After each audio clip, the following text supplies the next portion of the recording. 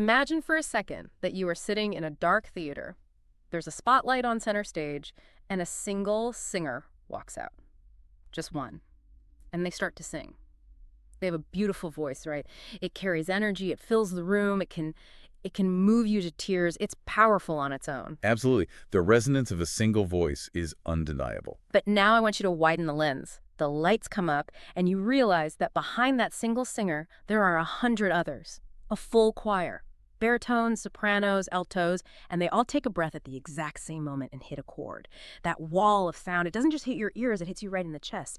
It vibrates your ribs. That is a fundamentally different experience. It's not just louder. Yeah.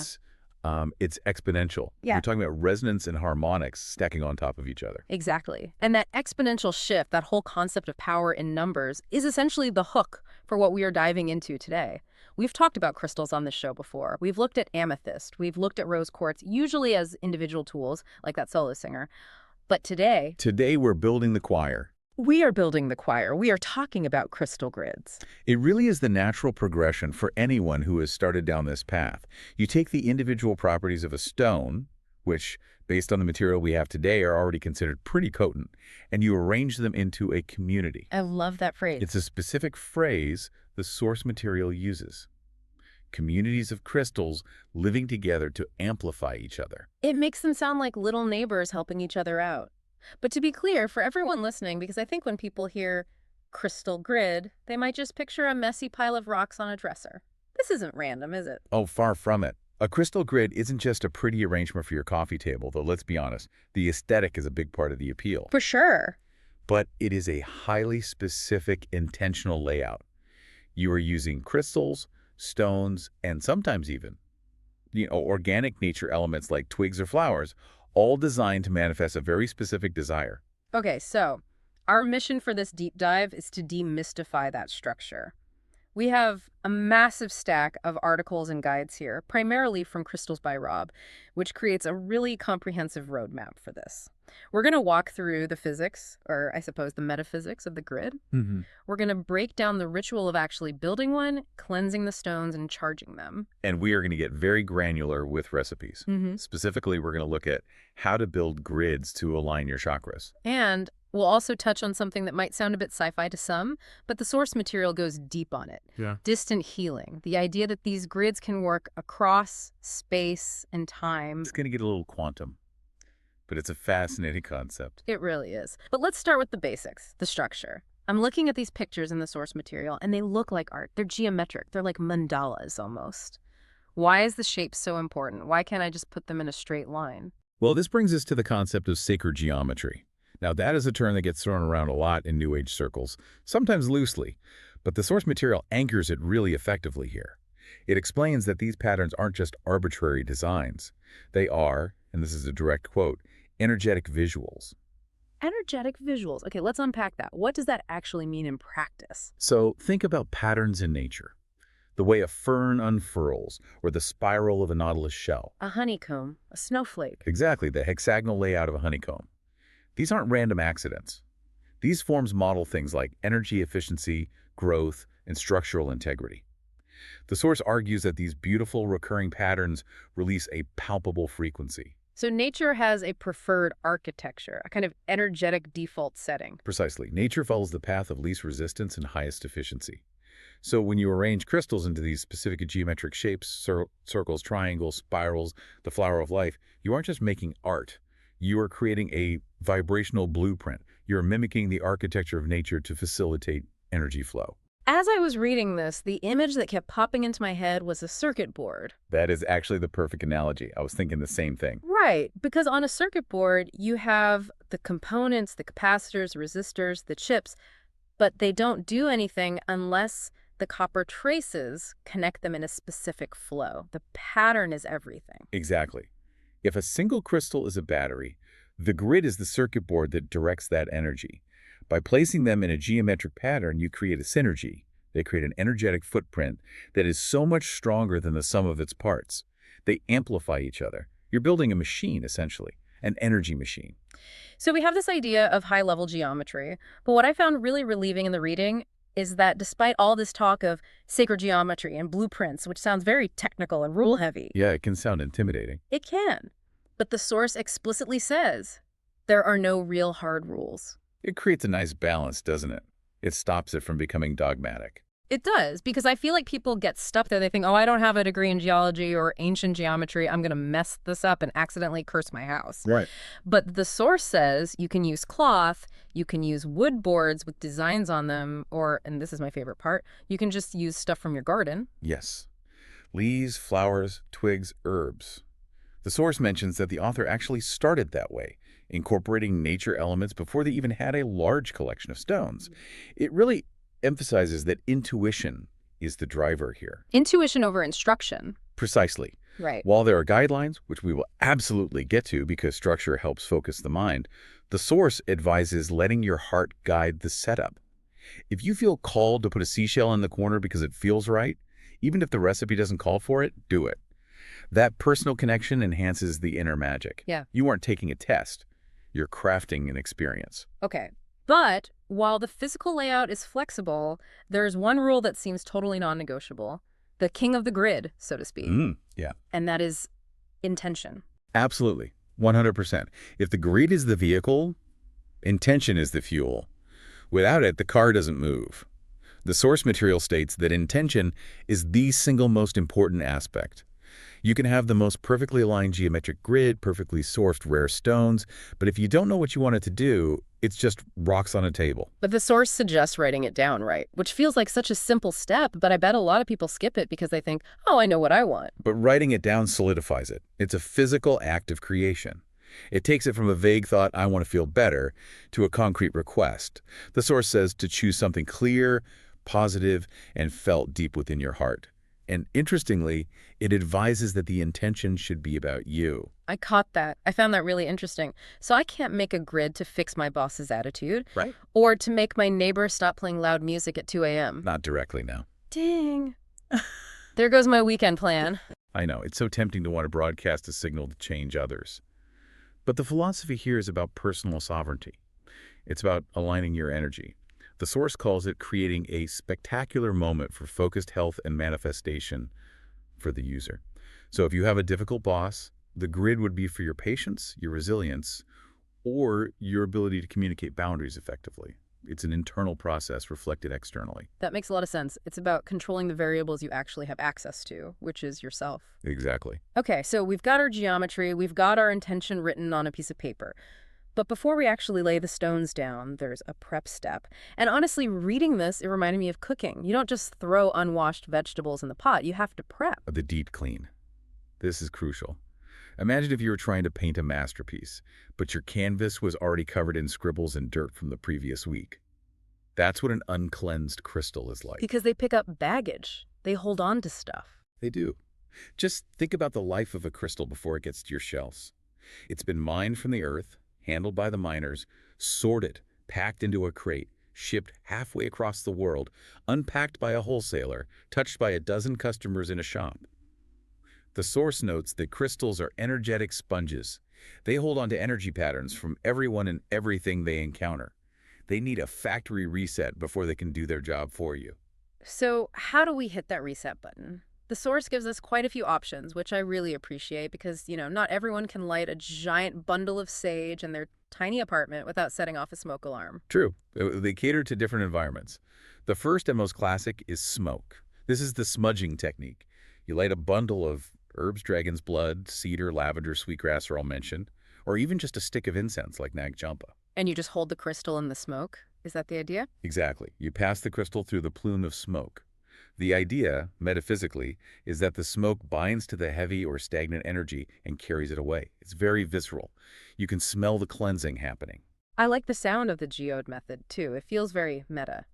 Using a rock to clean another rock. It's very effective and requires almost zero effort, which is a big plus. If you have a large quartz or amethyst geode, one of those big cavernous stones with all the points inside, you simply place your smaller crystals inside that cavity. The source suggests leaving them there for at least 24 hours. How does that work? What's the mechanism there? Think of the geode as a high-powered generator. Its own vibration is so strong and stable, because it's this massive, self-contained natural formation, that it essentially shakes out the static from the smaller stones.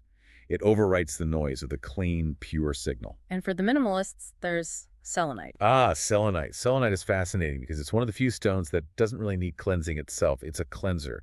You can get slabs or bowls made of selenite. You just place your other stones on top, and it wipes the slate clean. It's like a wireless charting pad, but for energetic cleaning. And finally, for the Jedi among us, you can just use your own energy. Right.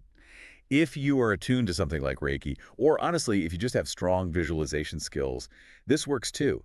The source mentions holding the crystal in your dominant hand, your giving hand, and visualizing a bright white light coming from your palm and flushing all the old energy out of the stone.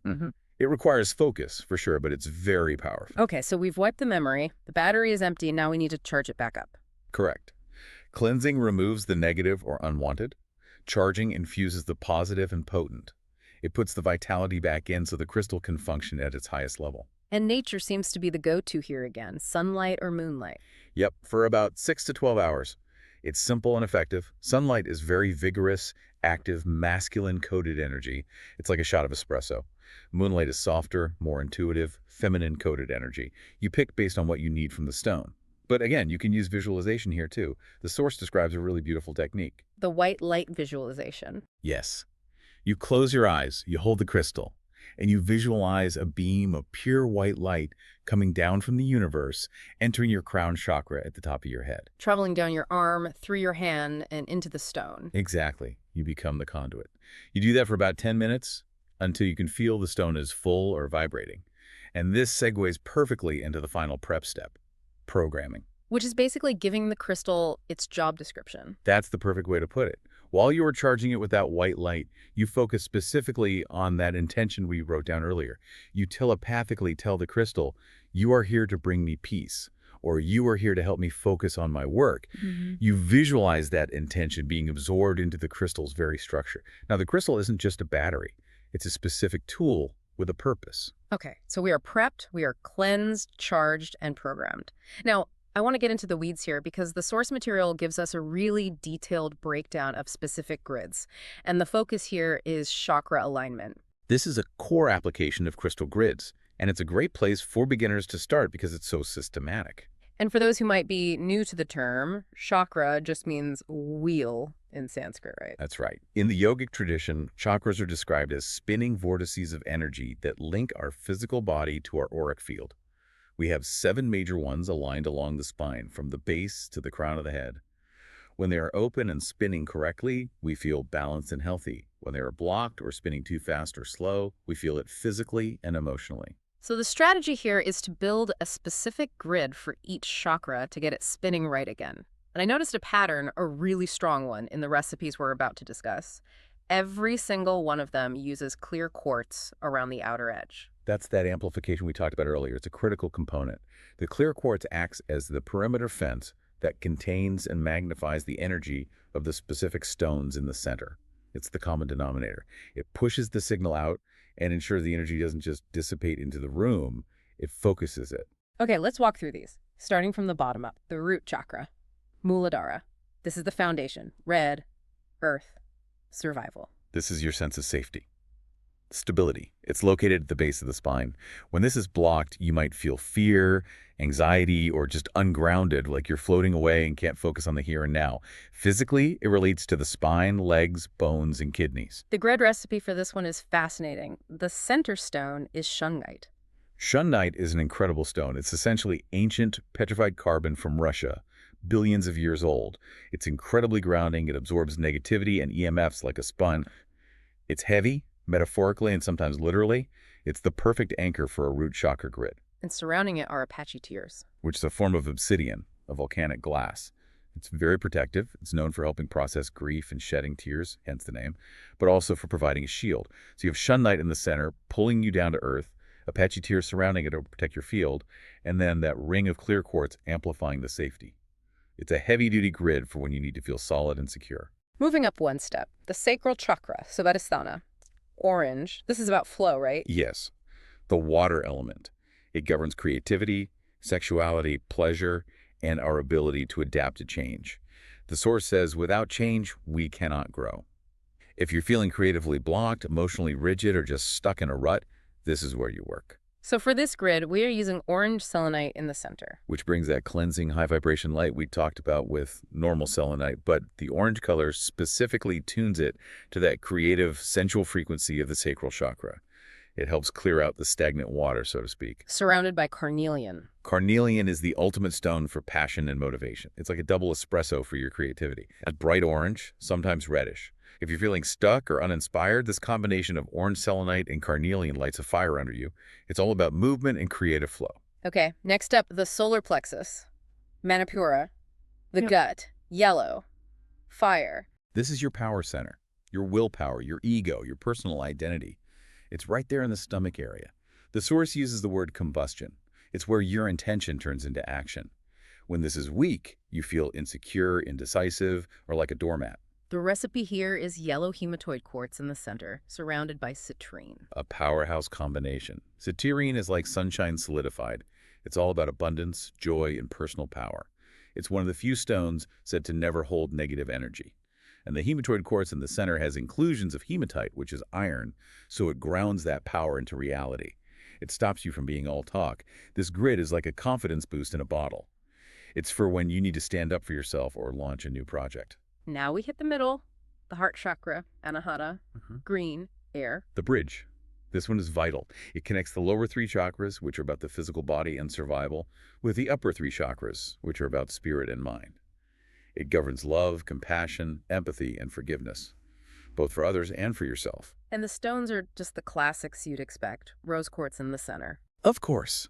You can't do a heart grid without it. It's the stone of unconditional love.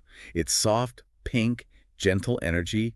It heals the heart. Surrounded by jade. Jade is an interesting choice here.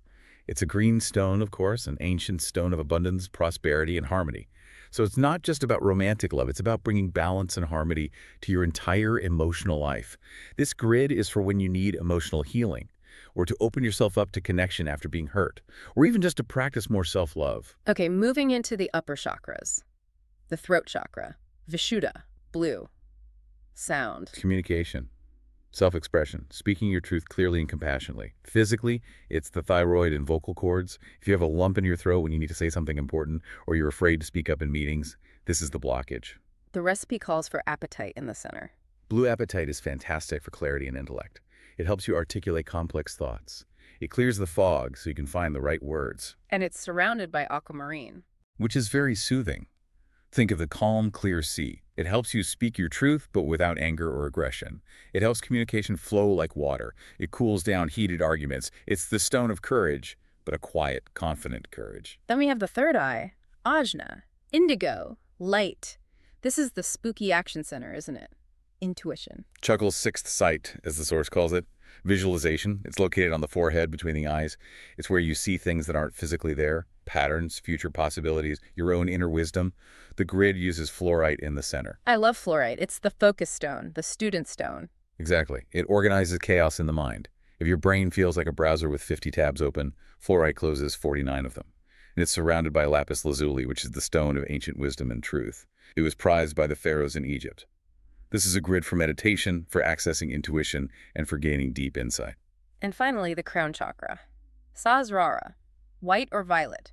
Thought. This is the connection to the all that is, to the divine, to universal consciousness, enlightenment, spiritual connection. It's at the very top of the head. The recipe is amethyst in the center, the classic spiritual high vibration stone surrounded by lepidolite. Lepidolite is interesting. It contains lithium, right? Like actual lithium. It does. It's a lithium mica, so it's effectively a natural anti-anxiety stone. It helps with transition and accessing higher states of consciousness without the panic or anxiety that can sometimes come with those big existential thoughts. It keeps you calm while you look at the stars, essentially. It's the soft landing for spiritual exploration. So practically speaking, you pick your grid based on what's feeling off in your life. If you're anxious about money and stability, maybe you build a root chakra grid. If you're heartbroken, you do the heart grid. Precisely. You are using the external structure of the grids to influence your internal energetic structure. It's a diagnostic tool as much as a cure. By choosing the grid, you are acknowledging the problem and taking an active step to address it. Now, here's where it gets really interesting for me. We've been talking about doing this for yourself right there on your table. But the source material talks at length about crystal grid distant healing. Yes, this is where we move from personal ritual into something that feels more like quantum mechanics. The idea is that you can set up a grid here in your room and it heals someone in, I don't know, Australia. I have to admit, this is where the skeptic in my brain starts to pump the brakes a little bit. How is that supposed to work? It requires a pretty big shift in perspective. The whole premise is that energy is not limited by physical location. It relies on the concept of non-locality, which is similar to quantum entanglement in physics, where two particles can affect each other instantly across vast distances. The grid acts as a channel or a transmitter. Transmitter. Yeah, think of like a radio. You tune the frequency here with your intention and the specific stones, and the receiver, the person you're sending it to, picks it up, regardless of where they are in the world. Okay, assuming I can buy the radio analogy for a second. How do you target the person? How do you dial their number? You can't just hope it gets to the right Bob Smith. You need an energetic link, a unique identifier. The setup usually involves a central focus stone to anchor the intention, and crucially, a photograph of the person. A photograph, okay. Yes. The photo acts as the energetic address. It captures the unique energy signature of the person. The source mentions that professional services, like the ones offered by the source material's author, actually do a Zoom consultation first to discuss the person's needs. Then they set up the grid, use a photo of the client, and leave it active for a period of time, usually about 2 weeks. And what happens to the person on the other end? Do they just suddenly feel great? Or, I mean, do they know what's happening? It can be quite physical, which is surprising to a lot of people. Okay. The expert in our source notes describes symptoms like a sudden feeling of warmth or tingling in their hands or feet, or a feeling of emotional softness and release. And thirst. That was the one that really stuck out to me in the notes, a deep craving for water. It makes perfect sense if you think about energy work as a process of moving toxins or shifting energetic blocks. Hydration is key to moving anything through the physical body. They also mention a sudden, profound need for deep rest.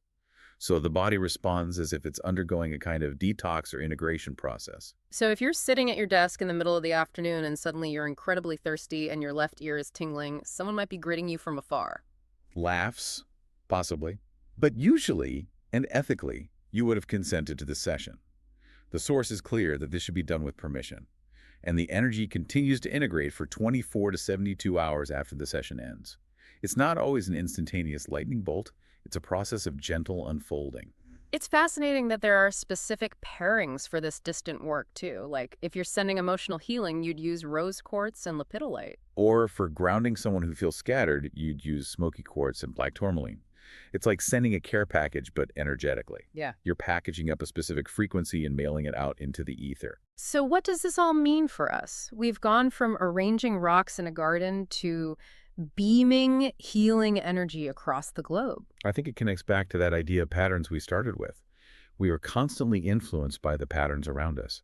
Our architecture, our daily habits, the layout of our cities, even the user interface on our phones. A crystal grid is just a way of consciously taking control of one of those patterns in your immediate environment. It's proactive. You're not just a passenger. It is. Instead of just reacting to the energy of a room, you are creating a vibrational blueprint and placing it in your space. And whether you believe in the mystical properties or just the deep psychological power of focused intention, you are physically manifesting a desire. You are putting a stake in the ground and saying, this is the energy I'm choosing to cultivate. It's power in numbers again. The crystal is the singer, the grid is the choir, and the intention is the song you're asking them to sing. That's beautifully put. And notice how accessible it all is. You don't need the perfect, most expensive stones. You need the intention and the willingness to experiment and listen to your intuition. So here is a thought to leave you with. The expert here mentioned that changing the pattern of our environment via a grid can transform our energy field. And it raises a really important question. If a small, intentional grid on a table can shift your energy, what are the other, less intentional patterns in your life doing to you?